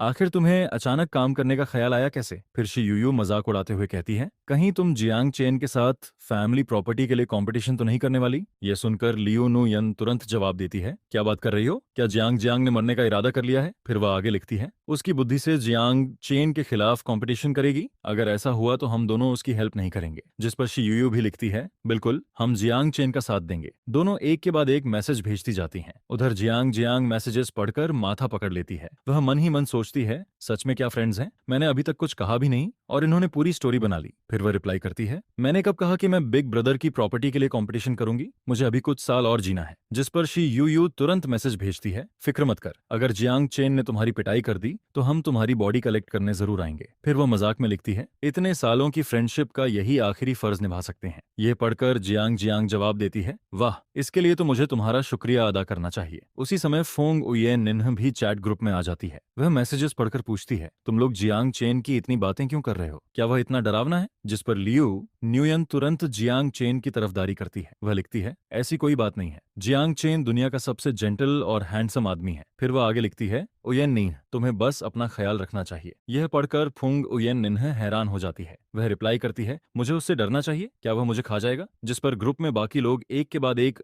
भेजने लगते हैं। यह देखकर फुंग उयेन निन्ह और भी कंफ्यूज हो जाती है। वह पूछती है, तुम लोगों को क्या हुआ है? सब यही सिंबल क्यों भेज रहे हो? कुछ देर तक पूरा ग्रुप शांत रहता है। आखिरकार लियू नुयन चुप्पी तोड़ती है और पूछती है, वैसे यूएन निन्ह, तुमने खाना खाया? यह सुनकर फुंग यूएन निन्ह रिप्लाई करती है, ब्रेकफास्ट कर लिया है, लंच अभी नहीं किया। क्यों, क्या तुम लोग मुझे लंच पर बुलाना चाहती हो? फिर वह मजाक में लिखती है, वैसे अब मैं वर्किंग वुमन हूँ, बहुत बिजी रहती हूँ, लंच करना है तो पहले अपॉइंटमेंट लेना पड़ेगा। यह पढ़कर बाकी लोग फिर से भेजने लगते हैं। जिस पर फुंग गुयेन निन्ह परेशान होकर पूछती है, आखिर हुआ क्या है? फिर वह लिखती है, ल्यू नुयन, तुम ही बताओ। यह सुनकर ल्यू नुयन मजबूरी में रिप्लाई करती है, मेरा मतलब था जियांग चेन ने तुम्हें खाया या नहीं। ये मैसेज पढ़ते ही इस बार फुंग उयेन निन्ह खुद ग्रुप में भेज देती है। फिर उसका चेहरा शर्म से लाल हो जाता है। वह मन ही मन सोचती है, इन लोगों को जरा भी शर्म नहीं है क्या? ऐसी बातें भी कोई पूछता है? जिस पर बाकी लोग लगातार पूछते रहते हैं, तो आखिर हुआ क्या, हुआ या नहीं? यह सुनकर फुयेन निन्ह झुंझलाकर लिखती है, तुम लोगों को इससे क्या मतलब? क्या तुम्हारा घर समुद्र के किनारे है जो इतनी दूर तक दखल देती हो? जिस पर लियू न्यूयन हंसते हुए रिप्लाई करती है, मैं तो बस यूं ही पूछ रही थी, इतना गुस्सा क्यों हो रही हो? लगता है अभी तक कुछ नहीं हुआ। फिर वह मन ही मन सोचती है कि जियांग चेन जैसा परफेक्ट आदमी तो किसी भी लड़की को पसंद आ सकता है। अगर फुंगुयेन निन्ह पहले उससे शादी न करती तो शायद वह खुद उससे कांटेक्ट लेने की कोशिश करती, लेकिन फिलहाल ऐसा लग रहा था कि दोनों के बीच अभी तक कुछ खास नहीं हुआ था। हालांकि ये बात भी बिल्कुल नॉर्मल थी, क्योंकि फैमिली मैरिज में अक्सर लोगों को एक दूसरे को समझने के लिए टाइम चाहिए होता है। हाई सोसाइटी में ऐसे कई कपल्स होते हैं जो बाहर से परफेक्ट कपल बनकर रहते हैं, लेकिन घर के अंदर उनके बीच एक किस तक नहीं हुई होती। जिस पर फुंग उयेन निन्ह कोई सफाई नहीं देती। उधर जियांग जियांग यह सोचकर भौहें सिकोड़ लेती है कि शादी के बाद भी दोनों के बीच कुछ नहीं हुआ। उसके मन में पूरा यकीन होता है कि प्रॉब्लम उसके बिग ब्रदर में नहीं बल्कि फोंग उयेन निन्ह में है। वह सोचती है, ग्रैंडअप्पा के दबाव में शादी तो कर ली, लेकिन अगर वह बिग ब्रदर के साथ रूम शेयर तक नहीं कर रही तो यह तो उनकी इंसल्ट हुई। यह सोचकर जियांग जियांग के मन में अपने भाई के लिए इंसाफ दिलाने का ख्याल आता है, लेकिन वह सीधे जाकर फुंगुयेन निन्ह को मजबूर भी नहीं कर सकती थी। काफी देर सोचने के बाद उसके दिमाग में एक प्लान आता है, जिस पर वह मुझे मैसेज भेजकर शाम को डिनर के लिए बुलाती है। मैं भी बिना ज्यादा सोचे उसके इन्विटेशन को एक्सेप्ट कर लेता हूँ। फिर शाम को ऑफिस से निकलकर मैं सीधे उस रेस्टोरेंट में पहुंचता हूँ जो जियांग जियांग ने बुक किया था। मुझे लगा था कि वहां सिर्फ मैं और जियांग जियांग होंगे, लेकिन वहां पहुंचकर मैं देखता हूं कि एक और शख्स भी मौजूद है। वह ली फैमिली की एल्डेस्ट मिस ली यूनिशु होती है। वह मेरी पुरानी क्लासमेट थी। प्राइमरी स्कूल से लेकर हाई स्कूल तक हम साथ पढ़े थे और हमारे रिलेशंस भी काफी अच्छे थे। जिस पर मैं जाकर अपनी सीट पर बैठ जाता हूँ। ली यूनिशु मुस्कुराकर कहती है, जियांग चेन, बहुत समय हो गया। जिसके जवाब में मैं भी मुस्कुराकर कहता हूँ, हाँ सच में बहुत समय हो गया। फिर वह पूछती है, तो बताओ आजकल कैसे हो? उसी समय वेटर खाना लेकर आ जाता है, जिस पर मैं मुस्कुराते हुए कहता हूँ, चलो खाते खाते बातें करते हैं। मैं और ली यूनिशु अब दोनों ही बिजनेस वर्ल्ड में काम कर रहे होते हैं, इसलिए चाहे स्कूल लाइफ की बातें हों या फिर बिजनेस की, हम दोनों के पास बात करने के लिए काफी कॉमन टॉपिक्स होते हैं, जिस पर हमारी बातचीत बहुत अच्छी चलती है और माहौल भी काफी खुशनुमा बना रहता है। उधर जियांग जियांग हमें इतनी खुशी से बातें करते हुए देखती है कि वह चुपके से अपना फोन निकाल लेती है और फोटोज क्लिक करने लगती है। कैमरे की आवाज सुनकर मैं उसकी तरफ एक नजर डालता हूँ, जिस पर वह तुरंत हंसते हुए कहती है, हाँ हाँ, मैं तो बस सेल्फी ले रही हूँ। मैं भी ज्यादा ध्यान नहीं देता और फिर से ली यूनशु के साथ बातचीत में लग जाता हूँ। इसके बाद जियांग जियांग अपनी गैलरी में फोटोज देखने लगती है। काफी देर चुनने के बाद उसे 2 फोटोज पसंद आती हैं। फिर वह उन्हें मोमेंट्स पर अपलोड कर देती है। कैप्शन में वह लिखती है, आज बिग ब्रदर के साथ डिनर, साथ में एक हैप्पी इमोजी भी लगा देती है। लेकिन मजेदार बात यह होती है कि कैप्शन भले ही बिग ब्रदर के साथ डिनर का होता है, मगर फोटोज में सिर्फ मैं और ली यूनशु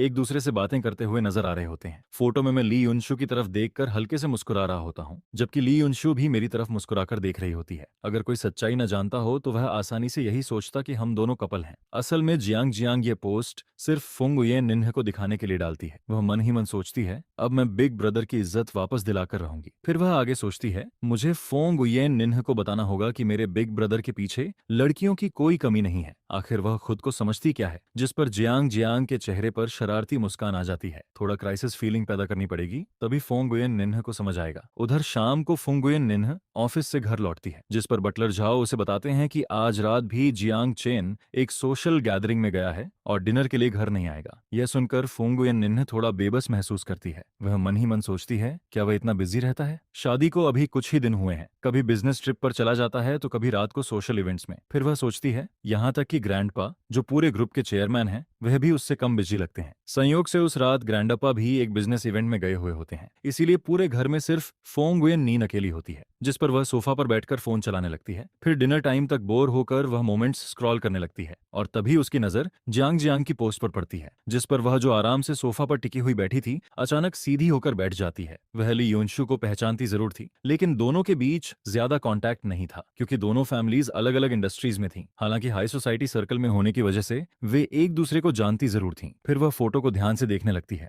जिस पर उसके मन में ख्याल आता है इन दोनों की बॉन्डिंग तो काफी अच्छी लग रही है। फिर वह भौहें चढ़ाकर सोचती है तो ये वही डिनर मीटिंग है जिसके बारे में उसने बताया था। जाने क्यों उसके दिल में एक अजीब सा एहसास पैदा होने लगता है, मानो किसी ने उसे चीट कर दिया हो। जिस पर वह तुरंत जियांग जियांग को मैसेज भेजती है, क्या तुम अभी अपने बिग ब्रदर के साथ डिनर कर रही हो? जियांग जियांग मैसेज देखते ही मुस्कुरा देती है। वह मन ही मन सोचती है फिश हुक में फंस चुकी है। फिर वह सिर्फ एक शब्द रिप्लाई करती है, हाँ। फुंगुयन निन्हा फिर पूछती है, और ली युनशु भी वहां है? जिस पर जियांग जियांग फिर वही जवाब भेजती है, हाँ। बस यही दो शब्द देखकर फुंगुयन निन्हा का मूड और खराब हो जाता है। वह मन ही मन सोचती है, क्या इसे सिर्फ हाँ बोलना ही आता है, थोड़ा और नहीं बता सकती? आखिरकार वह फिर पूछती है, क्या तुम्हारे बिग ब्रदर और ली युनशु एक दूसरे को जानते हैं? जिस पर जियांग जियांग रिप्लाई करती है, जानते ही नहीं, वे प्राइमरी स्कूल से लेकर हाई स्कूल तक क्लासमेट्स भी रहे हैं। यह सुनकर फोंग उयेन निन्ह अनजाने में भौहें सिकोड़ लेती है। क्लासमेट्स? फिर जियांग जियांग अगला मैसेज भेजती है, आज अचानक मुलाकात हो गई इसलिए बिग ब्रदर काफी खुश हैं। इसके बाद वह एक और मैसेज भेजती है, लेकिन गलत मत समझना, बिग ब्रदर और सिस्टर युनशु सिर्फ क्लासमेट्स हैं। हालांकि स्कूल टाइम में दोनों के रिलेशनशिप रूमर्स जरूर चलते थे, मगर वह बहुत पुरानी बात है। फोंग युएन निन्ह की नजर सीधे रिलेशनशिप रूमर्स वाले शब्दों पर जाकर रुक जाती है, जिस पर जियांग जियांग तुरंत एक और मैसेज भेज देती है, हाँ। उस समय स्कूल में हर कोई उन्हें परफेक्ट कपल मानता था, सब कहते थे कि दोनों एक दूसरे के लिए बने हैं। यह पढ़ते ही फोंग गुयेन नीन का चेहरा उतर जाता है। वह फिर से फोटो खोलती है और ध्यान से देखने लगती है। फोटो में दोनों एक दूसरे की तरफ मुस्कुराकर देख रहे होते हैं। दोनों की अपीयरेंस भी शानदार होती है। जितना ज्यादा वह फोटो देखती है उतना ही उसे लगता है कि दोनों सच में बहुत कंपैटिबल हैं। उधर जियांग जियांग काफी देर तक रिप्लाई का इंतजार करती है, लेकिन जब सामने से कोई मैसेज नहीं आता तो वह मन ही मन खुश हो जाती है। लगता है फुंग गुयेन निन्हा सच में जल गई है। वहीं दूसरी तरफ मैं और ली युनशु आराम से बातें करते रहते हैं। डिनर खत्म होने के बाद ली युनशु कुछ पुराने क्लासमेट्स को भी बुला लेती है, क्योंकि हाई स्कूल ग्रेजुएशन के बाद मैं विदेश चला गया था। पिछले कई सालों से मैं ओवरसीज बिजनेस संभाल रहा था, जबकि ली युनशु हमेशा देश में ही रही थी, इसलिए उसका पुराने दोस्तों से कांटेक्ट बना हुआ था। कुछ देर बाद बाकी क्लासमेट्स भी पहुंच जाते हैं। मुझे देखकर सब काफी एक्साइटेड हो जाते हैं। फिर वे मुझे घेर लेते हैं और पिछले कई सालों की लाइफ के बारे में पूछने लगते हैं, जिस पर मैं मुस्कुराकर बताता हूँ मैं विदेश में फैमिली के ओवरसीज बिजनेस को संभाल रहा था, लेकिन अब वापस आ गया हूँ। फिलहाल फैमिली ग्रुप की एंटरटेनमेंट कंपनी मैनेज कर रहा हूँ। फिर मैं मुस्कुराते हुए एक और बात बताता हूँ, और हाँ, मेरी शादी हो चुकी है, मैरिज रजिस्ट्रेशन भी हो गया है, वेडिंग की तैयारी अभी चल रही है। यह सुनते ही सभी क्लासमेट्स हैरान रह जाते हैं, जिस पर वे एक साथ पूछते हैं, क्या तुम्हारी शादी हो गई? मैं मुस्कुराकर सिर हिला देता हूँ, लेकिन यह सुनने के बाद माहौल थोड़ा अजीब हो जाता है, क्योंकि स्कूल टाइम में लगभग सभी लोगों को लगता था कि जियांग चेन और ली युनशु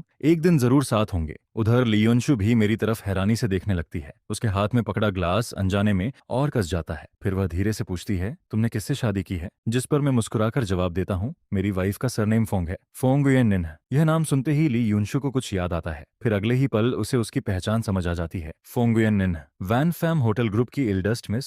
जिस पर मैं मुस्कुराकर सिर हिला देता हूँ, हाँ वही। यह सुनकर बाकी क्लासमेट्स फिर से हैरान रह जाते हैं। वॉन फैम होटल ग्रुप, वही इंटरनेशनल 5 स्टार होटल चेन जिसकी प्रॉपर्टीज पूरी दुनिया में फैली हुई हैं। फिर सभी को एहसास होता है कि जियांग फैमिली और फोंग फैमिली दोनों ही टॉप फैमिलीज में आती हैं, इसलिए यह मैरिज पूरी तरह वेल मैच्ड थी। जिस पर सभी मुझे बधाई देने लगते हैं। मैं मुस्कुराकर सबकी शुभकामनाएं स्वीकार करता हूं और उन्हें वेडिंग में आने का इनविटेशन भी देता हूं। समय का पता ही नहीं चलता और देखते ही देखते रात के 11 बज जाते हैं, क्योंकि अगले दिन सबको काम पर जाना होता है, इसलिए लोग एक एक करके जाने लगते हैं। मैं भी सबसे पहले निकलने वालों में शामिल होता हूँ। ली युनशु मुझे डोर तक छोड़ने आती है, क्योंकि मैंने ड्रिंक की हुई होती है, इसलिए खुद ड्राइव नहीं कर सकता था। जिस पर मैं गेट पर खड़ा होकर ड्राइवर का इंतजार करने लगता हूँ। कुछ देर की चुप्पी के बाद ली युनशु आखिर पूछ ही लेती है, तुमने अचानक फोंग गुयेन निन्ह से शादी क्यों कर ली? वह सच में इस बात को समझ नहीं पा रही होती, क्योंकि जियांग फैमिली और फोंग फैमिली दोनों ही टॉप फैमिलीज थीं। अगर दोनों फैमिलीज मैरिज अलायंस करने वाली होती तो इसकी खबर बहुत पहले फैल जाती, लेकिन उसे कभी ऐसी कोई खबर नहीं मिली थी, इसलिए यह शादी उसे बेहद अचानक लगती है। उसे हमेशा लगता था कि जियांग चेन अभी तक सिंगल है, जिस पर मैं वही पुराना जवाब देता हूँ, क्योंकि मुझे वह पसंद है। यह सुनकर ली युनशु कुछ पल चुप रह जाती है। पसंद? इसके बाद दोनों में से कोई कुछ नहीं कहता। उसी समय हायर ड्राइवर वहां पहुंच जाता है। मैं ली युनशु को गुड बाय कहता हूं और वहां से निकल जाता हूं।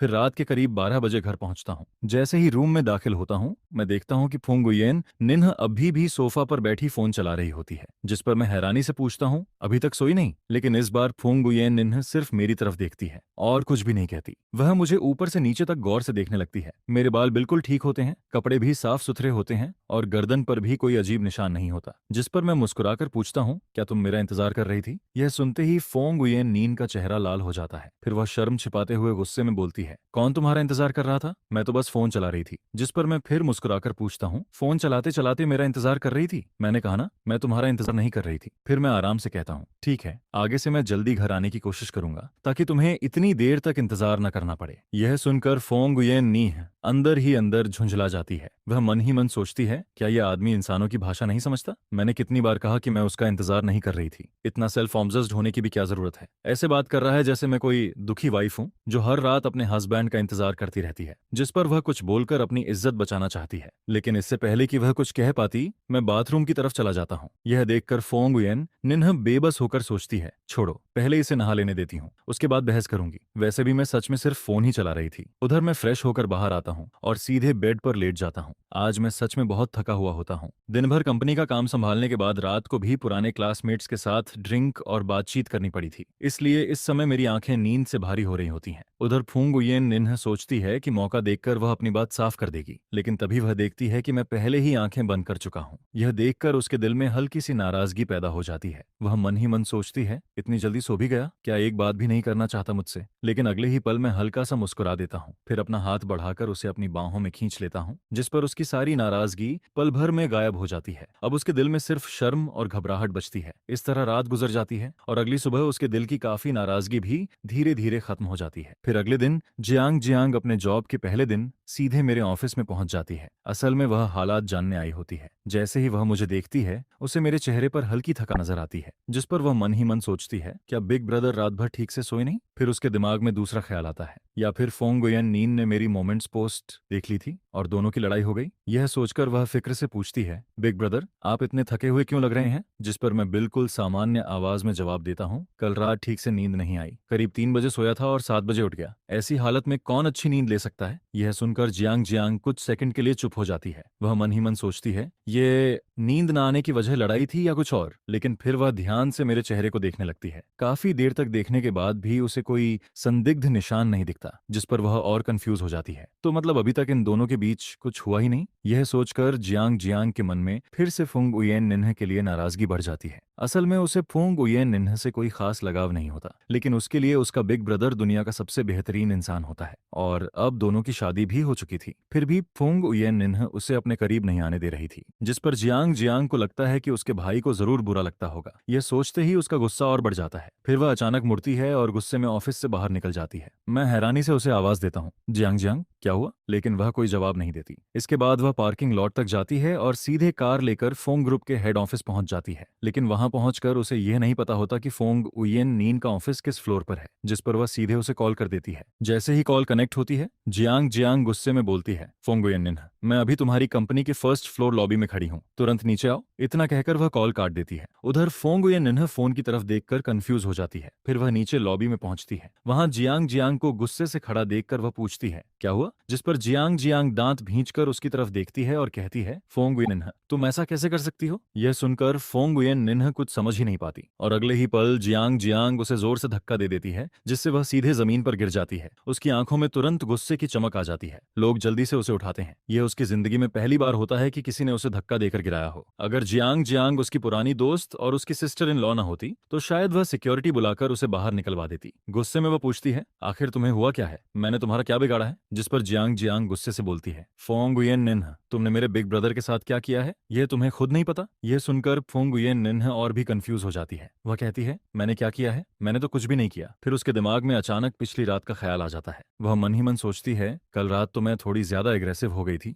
कहीं जियांग चेन ने यह बात जियांग जियांग को बता तो नहीं दी। यह सोचकर उसके दिल में थोड़ी घबराहट पैदा हो जाती है। फिर वह झिझकते हुए पूछती है, तो तुम आखिर चाहती क्या हो? जिस पर जियांग जियांग गुस्से में जवाब देती है, मैं चाहती हूँ कि तुम्हें सबक सिखाऊं। मेरे बिग ब्रदर मेरा प्राइड है, किसी को भी उन्हें हर्ट करने का हक नहीं है। यह सुनकर फोंग गुयेन निन्ह पूरी तरह हैरान रह जाती है। उसे समझ ही नहीं आता कि उसका कसूर इतना बड़ा कब बन गया। उधर जियांग जियांग सच में उसे पीटना चाहती थी, लेकिन फोंग गुयेन नीन का कंफ्यूज्ड चेहरा देखकर उसका मन बदल जाता है। फिर वह कहती है, मेरे साथ बाहर चलो। इतना कहकर वह बिल्डिंग के बाहर चली जाती है। फोंग गुयेन निन्ह को लगता है कि गलती शायद उसी की है, इसलिए वह चुपचाप उसके पीछे चल देती है। दोनों बाहर एक सुनसान कोने में पहुंचती हैं, जिस पर जियांग जियांग सीधे पूछती है, बताओ तुम मेरे बिग ब्रदर को कब डिवोर्स देने वाली हो? यह सुनते ही फोंग गुयेन निन्ह कुछ सेकंड के लिए जड़ हो जाती है। फिर हैरानी से पूछती है, डी डिवोर्स? जिस पर जियांग जियांग कहती है, अगर डिवोर्स नहीं दोगी तो क्या पूरी जिंदगी उनसे चिपकी रहोगी? यह सुनकर फोंग गुयेन निन्ह का सिर और घूम जाता है। उसे समझ ही नहीं आता कि बात आखिर कहाँ जा रही है। फिर वह कहती है, मैंने अपना गुस्सा जियांग चेन पर कभी नहीं निकाला, और इसका ग्रैंडअप्पा से क्या लेना देना है? जिस पर जियांग जियांग तुरंत जवाब देती है, क्यों नहीं है? ग्रैंडपा ने तुम्हें बिग ब्रदर से शादी करने के लिए मजबूर किया था। मुझे पता है कि तुम ये शादी नहीं करना चाहती थी, इसलिए अब तुम बिग ब्रदर के साथ ऐसा व्यवहार करके ग्रैंडपा से बदला ले रही हो। यह सुनकर फोंग गुयेन नीन्ह तुरंत उसे रोक देती है। तुम आखिर कह क्या रही हो? मैं जो भी करती हूँ उसका ग्रैंडपा से कोई लेना देना नहीं है, और मैंने ग्रैंडपा से कभी कुछ नहीं कहा। फिर वह थोड़ा झेंपते हुए बोलती है, हाँ, कल रात वाली बात में गलती मेरी थी। यह सुनते ही अब जियांग जियांग खुद कंफ्यूज हो जाती है। कल रात वाली बात? उधर फोंग गुयेन निन्ह सोचती है, लेकिन पूरी गलती मेरी भी तो नहीं थी। फिर वह बोलती है, क्या सिर्फ मेरी ही गलती थी? क्या तुम्हारे बिग ब्रदर की कोई गलती नहीं थी? यह सुनकर जियांग जियांग भौंचक्की रह जाती है। वह पूछती है, मेरे बिग ब्रदर की क्या गलती हो सकती है? जिस पर फोंग गुयेन नी थोड़ी शिकायत भरी आवाज में कहती है, वह पहले से मैरिड है, फिर भी वह एक फीमेल क्लासमेट के साथ देर रात तक बाहर घूमते रहे। क्या यह गलत नहीं है? यह सुनते ही जियांग जियांग अचानक शांत हो जाती है, क्योंकि अब उसे एहसास होता है कि वह और फोंग गुयेन निन्ह दो बिल्कुल अलग बातों पर चर्चा कर रही थी। फिर वह हैरानी से पूछती है, रुको, तो कल रात तुम्हारा और बिग ब्रदर का झगड़ा ली युनशु की वजह से हुआ था? जिस पर फोंग गुयेन निन्ह तुरंत पूछती है, क्या तुम्हारे बिग ब्रदर ने तुम्हें यही बताया है? मेरे भाई ने कुछ भी नहीं कहा। जिस पर फुओंग गुयेन निन्ह पूरी तरह से निरुत्तर हो जाती है। आखिर आज वो इतना गुस्सा किस बात पर हुई थी? जिस पर जियांग जियांग हल्की सी ठंडी हंसी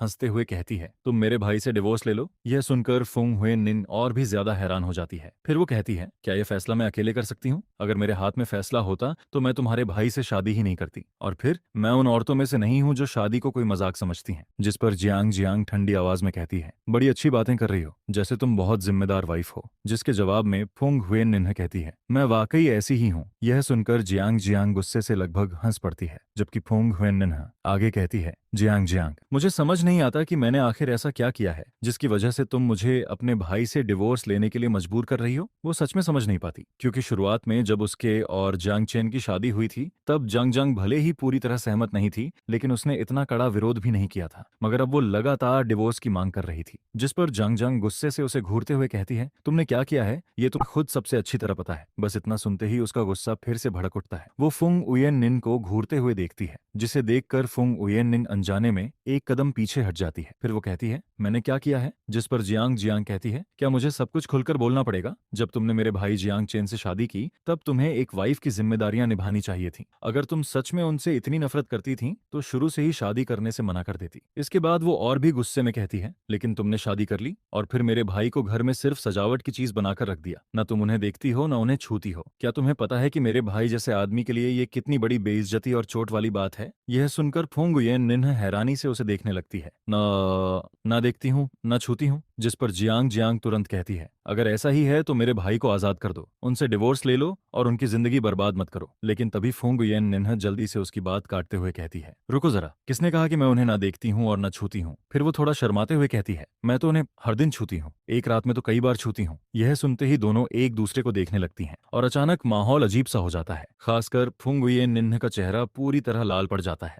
जबकि जियांग जियांग का चेहरा भी जाने क्यों लाल होने लगता है। फिर वो अविश्वास से पूछती है, सच में? जिस पर फुंग युएन निन्ह कहती है, इसमें झूठ क्या है? क्या तुम्हें लगता है कि मैं तुमसे झूठ बोल रही हूँ? यह सुनकर जियांग जियांग थोड़ी झेंपते हुए कहती है, तो फिर तुमने ग्रुप चैट में ये बात क्यों नहीं बताई? मैं तो गलत समझ बैठी थी। जिस पर फुंग हुएन निन्ह बेबस होकर कहती है, क्या तुम चाहती थी कि मैं पूरी दुनिया में जाकर ऐलान करती फिरूं कि मैं तुम्हारे भाई के साथ सो चुकी हूँ? क्या तुम्हारी नजर में मैं इतनी बेशर्म हूँ? वो बात नहीं है। जियांग जियांग धीरे से जवाब देती है, आखिर उसकी खूबसूरत और परफेक्ट भाई को उसकी घमंडी बेस्ट फ्रेंड ने आखिरकार अपना बना ही लिया था। जिस पर जियांग जियांग की जिज्ञासा बढ़ जाती जाती है और वो पूछती है, तो कल रात तुम दोनों के बीच आखिर हुआ क्या था? यह सुनकर फुंग हुएन निन्ह अचानक नजरें चुराने लगती है, फिर धीरे से कहती है, कुछ खास नहीं, लेकिन उसकी हालत देखकर साफ पता चल जाता है कि जरूर कुछ हुआ था। जिस पर जियांग जियांग गंभीर होकर पूछती है, सच सच बताओ। कुछ देर चुप रहने के बाद फुंग हुएन निन्ह धीमी आवाज में कहती है, कल रात तुम्हारा भाई ठीक नहीं था, इसलिए मैंने उन्हें मजबूर किया। इतना कहते कहते उसकी आवाज धीरे धीरे इतनी धीमी हो जाती है कि आखिरी शब्द मच्छर की भनभनाहट जैसे सुनाई देते हैं। शुरुआत में जियांग जियांग को कुछ समझ नहीं आता,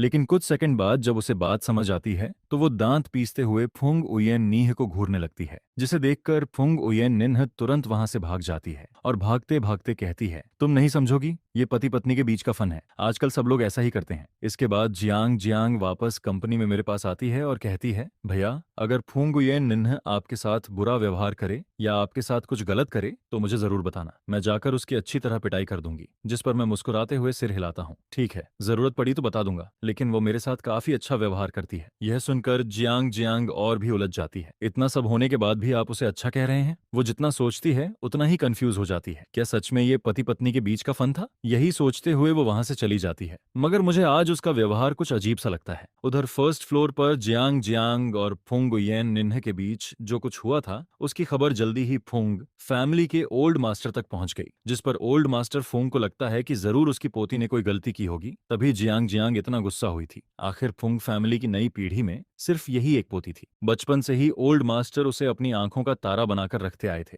आमतौर पर वो चाहे जितनी डांट लगा लें लेकिन कभी हाथ तक नहीं उठाते थे, इसलिए वो इस बात से थोड़ा नाराज हो जाते हैं। फिर डिनर के दौरान यही बात छिड़ती है। ओल्ड मास्टर कहते हैं, सुना है आज जियांग जियांग ने तुम्हें फर्स्ट फ्लोर पर धक्का देकर गिरा दिया था और वो तुम्हें मारने भी वाली थी। यह सुनकर फुंग उयेन निन्ह चौंक कर मेरी तरफ देखती है, जबकि मैं हैरानी से उससे पूछता हूँ, तुम गिर गई थी? लेकिन फुंग उयेन निन्ह कुछ नहीं कहती, जिससे साफ हो जाता है कि बात सच थी। फिर मैं पूछता हूँ, उसने तुम्हें धक्का क्यों दिया? लेकिन इस बार भी वो चुप रहती है, क्योंकि उसे समझ नहीं आता कि वो आखिर क्या जवाब दे। जिस पर ओल्ड मास्टर कहते हैं, जियांग जियांग कोई नासमझ बच्ची नहीं है, अगर उसने ऐसा किया है तो जरूर तुमसे कोई गलती हुई होगी। यह सुनकर फुंग हुएन निन्ह शर्म और गुस्से से कहती है, दादाजी आप इस मामले में मत पड़िए, ये मेरे और जियांग जियांग के बीच की बात है। असल में उसे याद आ जाता है कि पिछली रात उसने क्या किया था, इसलिए अगर जियांग जियांग सच में उसे मार भी देती तो शायद वो विरोध नहीं करती। जिस पर ओल्ड मास्टर भौहें सिकोड़ते हुए कहते हैं, अगर गलती तुम्हारी है तो जाकर जियांग जियांग और अपने सास ससुर से माफी मांगो। इसके बाद मैं ओल्ड मास्टर की तरफ देखकर कहता हूँ, दादाजी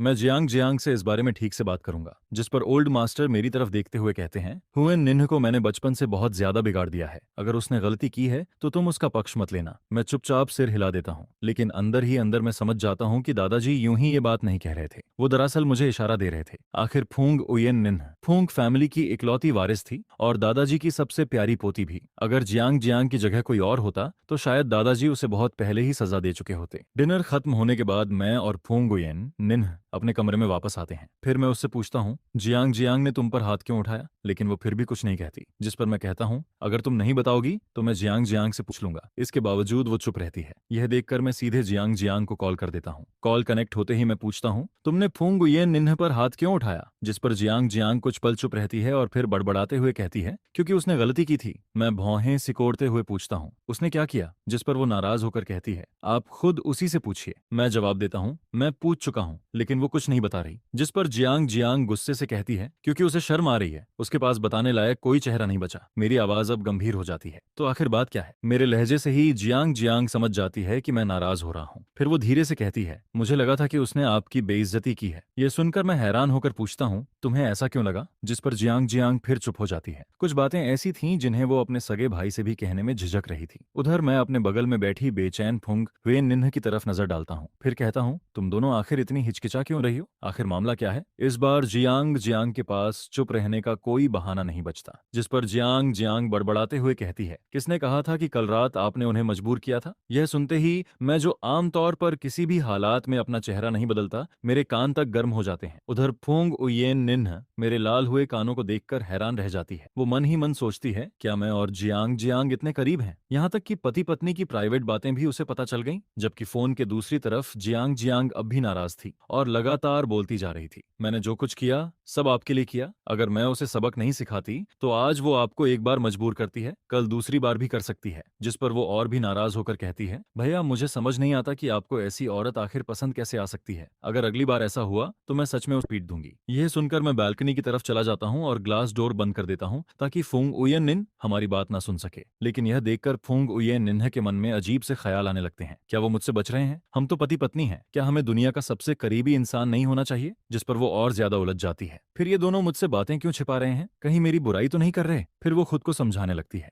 थोड़ा सा सुन लूं तो क्या हो जाएगा? क्या फुंग फैमिली की बड़ी बेटी अब अपनी इज्जत भी छोड़ दे? उधर मैं उसकी तरफ एक नजर डालता हूँ और फिर जियांग जियांग से कहता हूँ, जो भी हो तुम्हें हाथ नहीं उठाना चाहिए था। फुंग उयेन निन्ह फुंग फैमिली की इकलौती बेटी है। तुम भी जानती हो कि दादाजी और पूरे परिवार के लिए उसकी कितनी अहमियत है। इसके बाद मैं गंभीर होकर कहता हूँ, आज तुमने बहुत जल्दबाजी कर दी, दिन दहाड़े उसे धक्का दे दिया। जिस पर जियांग जियांग धीरे से बड़बड़ाती है, मैंने सच में उसे मारा थोड़ी था, मैं तो बस डराने की कोशिश कर रही थी। फिर वो और भी धीमी आवाज में कहती है, अगर दिन में नहीं कर सकती तो अगली बार रात में करूंगी। एक बोरा डालूंगी और फिर उसकी अच्छी तरह खबर लूंगी। उसकी आवाज इतनी धीमी थी कि मुझे कुछ सुनाई नहीं देता। जिस पर मैं पूछता हूँ, अभी तुमने क्या कहा? यह सुनकर जियांग जियांग तुरंत चुप हो जाती है। जाहिर था वो ये बातें मुझे नहीं बताना चाहती थी। कुछ देर बाद वो कहती है, तो क्या उसने कभी सोचा कि जो उसने आपके साथ किया उसका जवाब मॉम डैड को कैसे देगी? मैं कुछ पल चुप रहता हूँ, फिर कहता हूँ, असल में उसने मुझे मजबूर नहीं किया था। यह सुनकर जियांग जियांग तुरंत पूछती है, क्या भैया आपने मना नहीं किया था? मैं अपना माथा दबाते हुए सोचता हूँ कि अपनी छोटी बहन के साथ ऐसी बातें करना सही नहीं है। फिर मैं कहता हूँ, मैं और वो पति पत्नी है, कभी कभी रिश्तों में थोड़ा इमोशनल पुश पुल भी होता है, तुम नहीं समझोगी। यह सुनकर जियांग जियांग पूरी तरह अविश्वास में पड़ जाती है। मैं समझना भी नहीं चाहती। वो मन ही मन सोचती है, मेरा भाई और फुंगवेन्नी के बीच ऐसा रिश्ता हो सकता है? जब वो अभी भी सदमे में थी, मैं तुरंत टॉपिक बदल देता हूँ, तुम और फुंगवेन्नी वाली बात पर दादाजी बहुत नाराज हैं, किसी दिन जाकर उनसे माफी मांग लेना। यह सुनकर जियांग जियांग पूरी तरह निरुत्तर हो जाती है। उसे समझ ही नहीं आता कि अब क्या बोले। फिर वो मन ही मन सोचती है, मैं तो अच्छे इरादे से गई थी, अब उल्टा मुझे ही माफी मांगनी पड़ रही है। कॉल खत्म होने के बाद मैं वापस कमरे में लौटता हूँ। उधर फुंगुयेन नेह सोफा पर बैठी फोन चला रही होती है। मुझे देखते ही वो पूछती है, जियांग जियांग क्या कह रही थी? जिस पर मैं उसकी तरफ देखते हुए कहता हूँ, मुझे पता है कि तुम्हारी और जियांग जियांग की दोस्ती बहुत अच्छी है, लेकिन कुछ बातें ऐसी होती हैं जो उसे नहीं बतानी चाहिए। यह सुनकर फुंग उयेन निन कुछ समझ नहीं पाती। कौन सी बातें? मैं उसके भोले चेहरे को देखकर बेबस हो जाता हूँ। फिर कहता हूँ, पति पत्नी के बीच की प्राइवेट बातें। सिर्फ वही लोग ऐसी बातें दूसरों के साथ शेयर करते हैं जिन्हें रिश्तों की अहमियत नहीं होती। इसके बाद मैं पूछता हूँ, तो फिर जियांग जियांग को कल रात की बात कैसे पता चली? यह सुनते ही फुंग उयेन निन्ह का चेहरा और लाल हो जाता है। वो एक एक्सीडेंट था, आपको मुझ पर भरोसा करना होगा। फिर वो जल्दी से सफाई देती है, मैंने सच में हमारी बात किसी को नहीं बताई, मैं ऐसी इंसान नहीं हूँ। जिस पर मैं सिर हिलाकर मुस्कुरा देता हूँ, मुझे तुम पर भरोसा है। इसी दौरान मेरी नजर उसके मुलायम हाथ पर पड़ती है। उसकी हथेली पर हल्का सा लाल निशान था, शायद गिरते वक्त कहीं रगड़ लग गई थी। जिस पर मैं उसका हाथ पकड़कर पूछता हूँ, दर्द हो रहा है क्या? मेरी आवाज में चिंता सुनकर फुंग उयेन नीह का दिल तेजी से धड़कने लगता है। उसका चेहरा फिर से लाल पड़ जाता है। जब वो कुछ नहीं बोलती तो मैं थोड़ा झुककर उसकी हथेली के करीब आता हूँ, फिर हल्के से फूंक मारते हुए कहता हूँ, ऐसे करने से दर्द कम हो जाता है। यह देखकर उसका दिल और तेजी से धड़कने लगता है। वो मन ही मन सोचती है, क्या जियांग चेन मुझे फ्लर्ट कर रहे हैं? ये इंसान बहुत खतरनाक है, मेरा दिल तो बाहर आने वाला है। उसके लाल पड़े चेहरे को देखकर मेरे होंठों पर हल्की मुस्कान आ जाती है। फिर मैं उसकी तरफ झुककर उसके माथे पर एक हल्का सा किस करता हूँ और पूछता हूँ, अब कैसा लग रहा है? जिस पर फुंग उयेन निन्ह हकलाते हुए जवाब देती है, ठीक है, अब दर्द नहीं है। उसे इस हालत में देखकर मैं गर्म जोशी से मुस्कुराता हूँ, गुड गर्ल। इसके बाद मैं सीधा उठता हूँ और नहाने चला जाता हूँ। तभी फुंग उयेन निन्ह लंबी सांस छोड़ती है। वो मन ही मन सोचती है, पहले भी बहुत सारे लड़कों ने मुझे इम्प्रेस करने की कोशिश की थी, लेकिन मैं कभी प्रभावित नहीं हुई।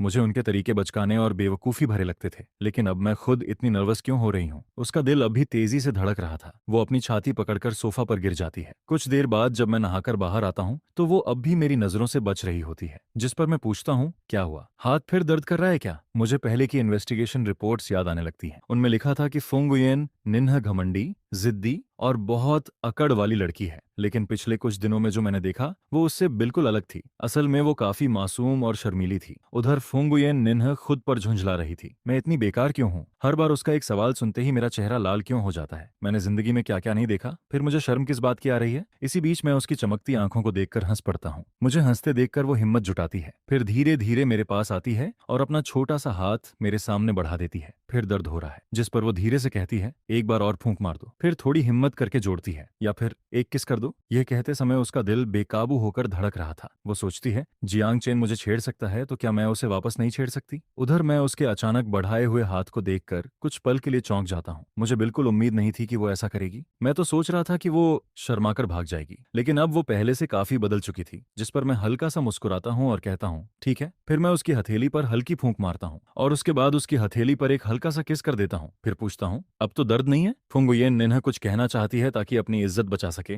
लेकिन उसका दिमाग पूरी तरह खाली हो चुका था। जिस पर मैं मुस्कुराकर कहता हूँ, लगता है अब दर्द खत्म हो गया। अगर बाद में फिर दर्द हुआ तो मुझे बता देना। यह सुनकर फुंगुयेन निन्हा का चेहरा फिर से लाल पड़ जाता है, जबकि मैं भी अचानक महसूस करता हूँ कि मेरी बात कुछ ज्यादा ही अजीब लग सकती है। जिस पर वो शर्माते हुए पूछती है, सच में जब भी दर्द होगा मैं आपके पास आ सकती हूँ। उसकी बात सुनकर मैं कुछ पल के लिए चुप हो जाता हूँ, क्योंकि इस सवाल का जवाब देना अचानक उम्मीद से कहीं ज्यादा मुश्किल लगने लगता है। बाकी हर काम में मैं हमेशा माहिर रहा हूँ, लेकिन इस मामले में यह भी मेरी पहली बार की एक्सपीरियंस थी। जिस पर फुंगुयेन निन्हा मुझे इस तरह चुप होता देखकर मन ही मन काफी खुश हो जाती है। वो सोचती है, तो आखिरकार मैं भी जियांग चेन को शर्मिंदा कर सकती हूँ। जिस पर मैं उसकी तरफ देखकर बिल्कुल शांत आवाज में कहता हूँ, जियांग जियांग ने तुम्हें सिर्फ डांटा था। क्या चाहती हो कि मैं अभी उसे कॉल करके सच में तुम्हारी पिटाई करवा दूं? यह सुनते ही फुंगुयेन निन्हा का चेहरा लाल पड़ जाता है। फिर वो दांत पीसते हुए कहती है, नहीं चाहिए। यह कहकर वो तुरंत वहां से भाग जाती है। इसके